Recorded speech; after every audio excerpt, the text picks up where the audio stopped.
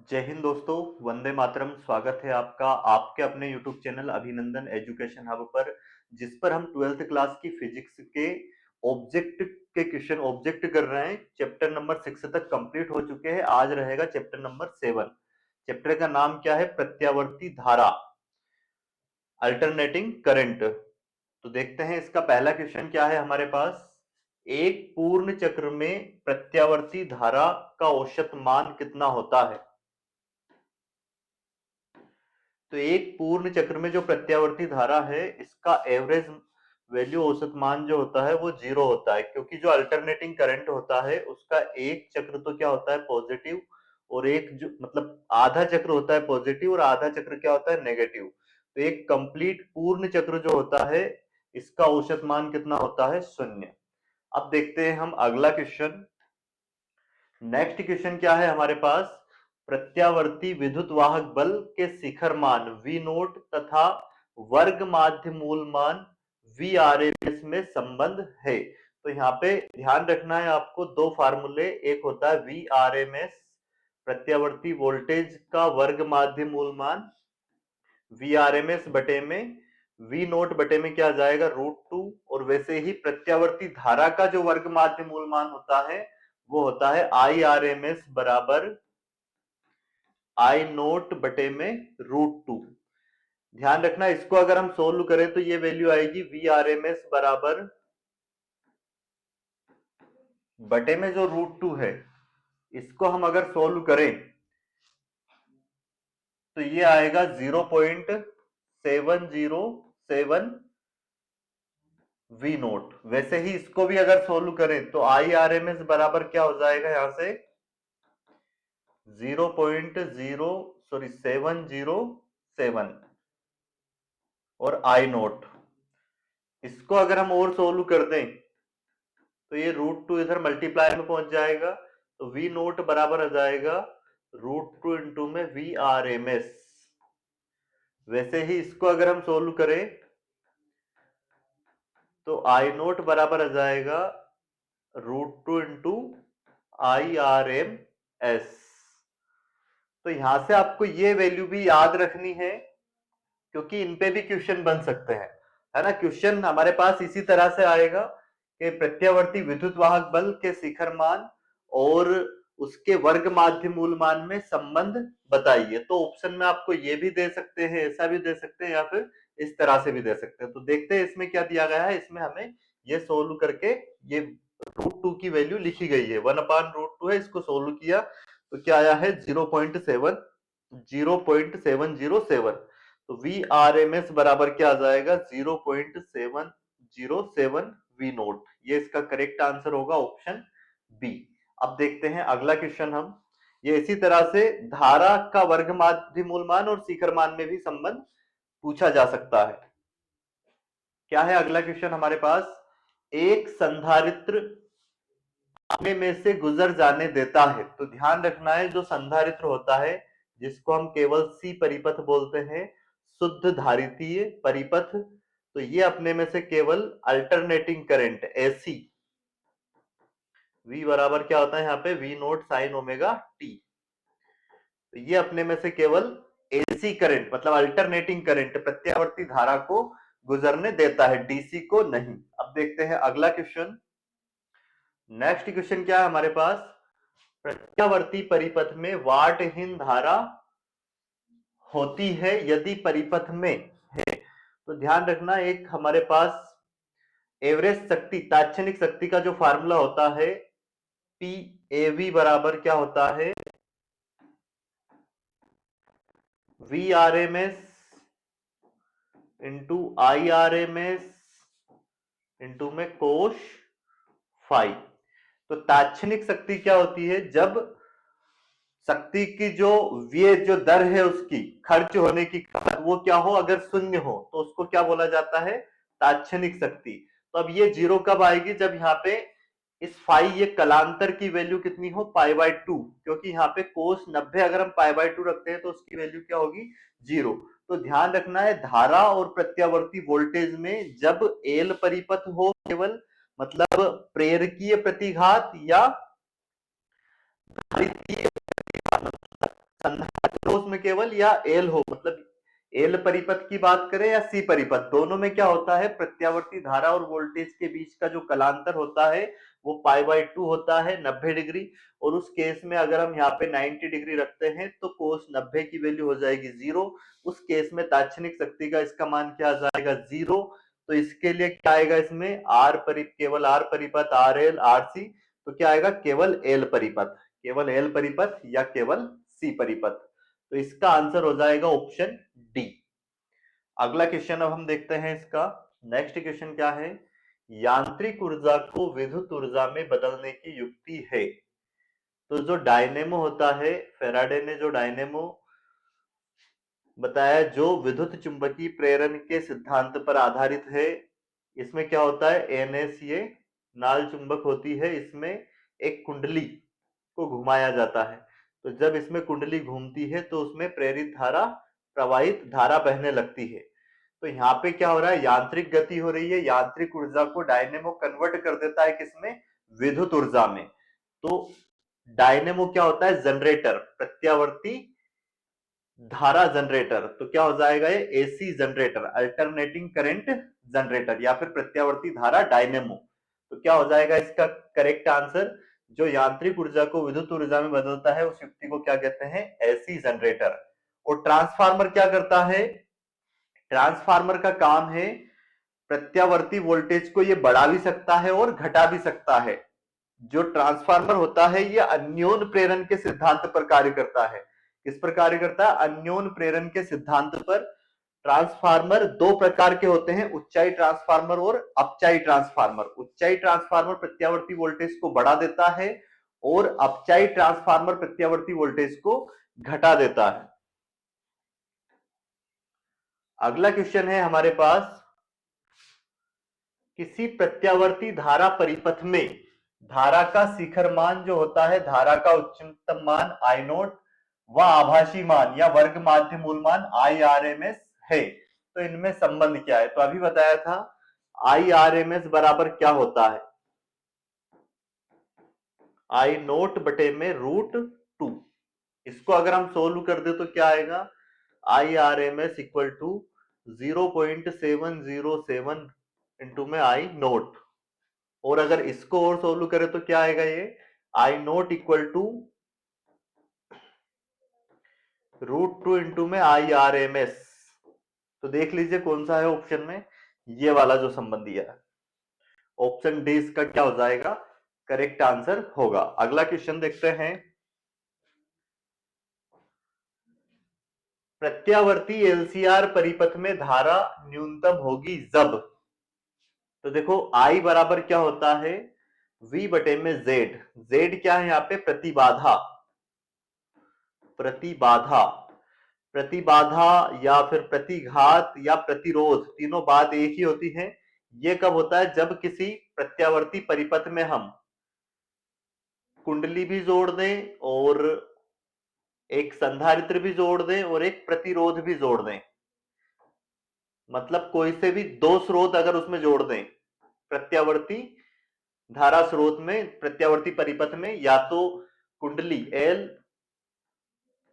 LC परिपथ हो या फिर CR परिपथ हो या LCR, मतलब जिसमें दो या दो से अधिक जुड़े हो, LC हो या CR हो या LCR परिपथ, तो उसमें जो प्रतिरोध होता है उसको बोला जाता है प्रतिबाधा। ठीक है, तो प्रतिबाधा का मात्रक भी क्या होता है, ओम। वैसे ही प्रतिघात का मात्रक भी क्या होता है, ओम, और प्रतिरोध का मात्रक भी क्या होता है, ओम। यहाँ पे देखो ये धारा का मान अधिकतम कब होगा, जब Z का मान न्यूनतम होगा। और धारा का मान न्यूनतम कब होगा, जब इस Z का मान क्या होगा, अधिकतम होगा, क्योंकि इससे इसका व्युत्क्रमानुपाती का रिलेशन है। तो यहाँ पे Z का मान अधिकतम कहाँ होगा, ऑप्शन डी आप देखिए, इस केस में क्या होगा, ये अधिकतम Z का मान। तो उस केस में धारा हमें क्या प्राप्त होगी, न्यूनतम। तो हमसे वही पूछा था धारा न्यूनतम कब होगी। इसके लिए क्या याद रखना है, XL माइनस XC, और ये धनात्मक आएगा क्योंकि क्या लिया इसका मॉड्यूलस, अधिकतम मान। Z का मान अधिकतम होगा तो धारा का मान क्या होगा, न्यूनतम। अगला क्वेश्चन है हमारे पास, शुद्ध धारिता वाले प्रत्यावर्ती परिपथ में औसत शक्ति व्यय होती है। तो इसका फार्मूला वही है, औसत शक्ति PAV, तात्क्षणिक शक्ति बराबर VRMS गुणित IRMS इंटू कोस फाई। तो धारिता केवल शुद्ध धारिता मतलब सी परिपथ जिसमें केवल संधारित्र जुड़ा हो, तो इसमें प्रत्यावर्ती voltage V sin omega T और प्रत्यावर्ती धारा दोनों में जो कलांतर होता है वो कितने का होता है, पाई बाय 2। तो यहां पे अगर हम पाई बाय 2 रखते हैं तो इसका मान क्या आ जाएगा, PAV बराबर, क्योंकि कोस 90 का मान होता है 0, इसका 0 का गुना पूरे में करेंगे तो पूरा क्या आ जाएगा, 0। तो ध्यान रखना शुद्ध धारिती वाले प्रत्यावर्ती परिपथ में औसत शक्ति क्या होती है, 0। ऑप्शन डी इसका करेक्ट आंसर होगा। नेक्स्ट क्वेश्चन क्या है हमारे पास, भारत में घरों को दी जाने वाली विद्युत धारा की आवृत्ति होती है। तो जो प्रत्यावर्ती धारा है भारत में जो घरों में दी गई है, इसकी जो आवृत्ति होती है वो कितनी होती है, तो याद रखना 50 हर्ट्ज। हर्ट्ज क्या है, आवृत्ति का मात्रक। मतलब एक पूर्ण चक्र में जो आधा चक्र होता है वो धनात्मक और आधा चक्र क्या होता है, ऋणात्मक। तो ऐसे एक सेकंड में कितने चक्र, 50 है ना, तो इसकी आवृत्ति कितनी है, 50 हर्ट्ज। आवृत्ति किसे कहते हैं, एक सेकंड में लगाए गए चक्करों की संख्या को क्या कहा जाता है, आवृत्ति। आवृत्ति का मात्रक होता है हर्ट्ज, है ना, फ्रीक्वेंसी का। तो भारत के जो घरों में प्रत्यावर्ती धारा जो दी जाती है उसकी आवृत्ति कितनी है, 50 हर्ट्ज। ऑप्शन बी इसका करेक्ट आंसर होगा। अगला क्वेश्चन देखते हैं, क्या है अगला क्वेश्चन हमारे पास, प्रत्यावर्ती धारा के मापन हेतु अमीटर एवं वोल्टमीटर आधारित होते हैं। तो प्रत्यावर्ती धारा के लिए जो उपकरण बनाए जाते हैं उसके मापने के लिए वो उष्मी प्रभाव पर आधारित होते हैं, और जबकि दिष्ट धारा को मापने के लिए जो उपकरण बनाए जाते हैं वो चुंबकीय आधार पर होते हैं, चुंबकीय प्रभाव के आधार पर। अगला क्वेश्चन है हमारे पास, शुद्ध संधारित्र युक्त प्रत्यावर्ती धारा परिपथ में प्रवाहित धारा एवं आरोपित वोल्टता के मध्य कलांतर होता है। तो शुद्ध संधारित्र ऐसा परिपथ जिसमें केवल एक कैपेसिटर संधारित्र लगा हो, ऐसी परिपथ। तो इसमें जो धारा और वोल्टेज में कलांतर होता है वो कितना होता है, पाई बाय 2, 90 डिग्री, 5 बराबर। तो ऑप्शन सी इसका क्या हो जाएगा, करेक्ट आंसर हो जाएगा। अगला क्वेश्चन देखते हैं हम। अब रिक्त स्थान आ गए। रिक्त स्थान में देखिए पहला क्वेश्चन, प्रेरित विद्युत वाहक बल उत्पन्न होने के कारण होता है। तो चुंबकीय फ्लक्स में परिवर्तन, प्रेरित विद्युत वाहक बल उत्पन्न होने के कारण चुंबकीय फ्लक्स में परिवर्तन होना है। मतलब विद्युत प्रेरित विद्युत वाहक बल उत्पन्न होने का जो कारण है वो क्या है, चुंबकीय फ्लक्स में परिवर्तन। चुंबकीय फ्लक्स में परिवर्तन, ये लिखा है चुंबकीय फ्लक्स में परिवर्तन होना। प्रेरकत्व का विमीय सूत्र क्या है, तो प्रेरकत्व या तो स्वप्रेरकत्व या अन्योन प्रेरकत्व, एल बराबर फार्मूला होता है फाई बटे में आई। फाई क्या है यहाँ पे, चुंबकीय फ्लक्स, और चुंबकीय फ्लक्स का विमीय सूत्र होता है एम एल स्क्वायर टी की पावर -2 ए इनवर्स, और बटे में विद्युत धारा का जो विमीय सूत्र होता है वो ए। ये इसकी घात 1 है, ऊपर जाके क्या हो जाएगी माइनस, तो -1 क्या हो जाएगा, -2 एम एल स्क्वायर टी की पावर -2 और ए की पावर -2, ये हो जाएगा इसका विमीय सूत्र। और जिनको ये निकालना नहीं याद है, मैंने 2 क्लास इस पे विमीय सूत्र और मात्रक निकालने के लिए डाली है इसी चैनल पे, तो उनको आप जरूर देखें ताकि हर एक जो राशि है भौतिक राशि उनका आप मात्रक पे निकालना सीख पाओ और विमीय सूत्र भी। अगला क्वेश्चन क्या है हमारे पास, आदर्श युग्मन में युग्मन गुणांक k का मान कितना होता है, 1। आदर्श प्रेरकत्व का ओमी प्रतिरोध कितना होता है, आदर्श प्रेरकत्व का ओमी प्रतिरोध होता है 0। प्रतिबाधा का मात्रक क्या होता है, ओम। चाहे प्रतिबाधा हो या प्रतिघात हो या प्रतिरोध, सबका इनका मात्रक क्या होता है, ओम, क्योंकि ये है ही क्या, धारा के मान में रुकावट डालने वाले। जो धारा के मान में रुकावट डालते हैं उसको क्या कहते हैं, प्रतिरोध।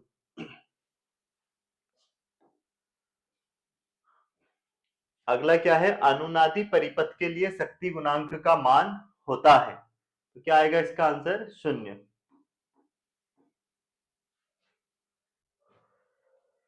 किसी प्रत्यावर्ती परिपथ में यदि धारा वाटहीन है तो शक्ति गुणांक क्या होगा? शून्य।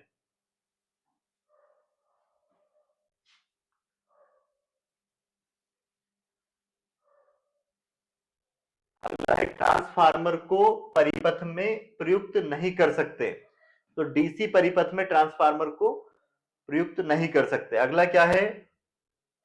डायनेमो का सिद्धांत आधारित है, तो यह है विद्युत चुंबकीय प्रेरण के सिद्धांत पर। विद्युत चुंबकीय प्रेरण।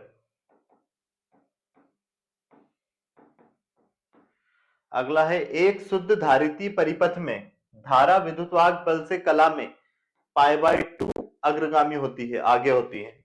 प्रत्यावर्ती धारा मापने के उपकरण धारा के उष्मीय प्रभाव पर आधारित होते हैं, उष्मीय प्रभाव पर आधारित होते हैं। प्रेरण प्रतिघात एक्सएल का एसआई मात्रक क्या होता है? ओम। प्रतिघात बोले या प्रतिबाधा बोले, है ना, या प्रतिरोध बोले, इनका मात्रक क्या होगा? ओम। दिष्ट धारा की आवृत्ति ध्यान रखना क्या होती है? शून्य। दिष्ट धारा की आवृत्ति होती है शून्य। अगला क्या है? प्रेरण, सही जोड़ी आ गई है। प्रेरण प्रतिघात मतलब एक्सएल, इसका फार्मूला याद रखना है 1/ओमेगा एल, और इस ओमेगा की वैल्यू होती है ओमेगा इक्वल टू 2π/न्यू, जहां न्यू क्या है? आवृत्ति, और एक्सएल इक्वल टू क्या हो जाएगा यहां से? 1/2π/न्यू इंटू में एल। यहाँ पे मिस्टेक करी है, ये फार्मूला इसका होगा, ये नहीं होगा, इसका फार्मूला होगा XL equal to omega L. Omega L की जगह पे क्या रखेंगे हम? 2π/न्यू एल। वैसे ही अब निकालेंगे हम क्या? एक्स सी, जो कि प्रतिघात धारिती के लिए है ना, शुद्ध संधारित्र के लिए इसका फार्मूला होता है 1/ओमेगा सी। यहाँ पे ओमेगा की जगह पे वैल्यू अगर हम रख दें तो ये हो जाएगा 2π/न्यू सी। तो क्या बोला है? प्रतिघात मतलब एक्सएल की बात हो रही है, इसके बराबर आएगा ओमेगा एल, और धारिती प्रतिघात मतलब ये वाला फार्मूला, तो इसका क्या आ जाएगा? 1/2π, ये न्यू की जगह पे फ्रीक्वेंसी एफ भी लिख सकते हैं, क्योंकि ये भी क्या होती है? आवृत्ति। आरएल परिपथ, आरएल परिपथ की जो प्रतिबाधा आती है वो इसमें एक्सएल आएगा ना, ये वाला। इसका फार्मूला होगा रूट में आर का स्क्वायर प्लस एक्सएल स्क्वायर, और आरसी परिपथ जिसमें संधारित्र हो उसकी प्रतिबाधा क्या होगा? रूट में आर का स्क्वायर प्लस एक्ससी का स्क्वायर और इसका रूट।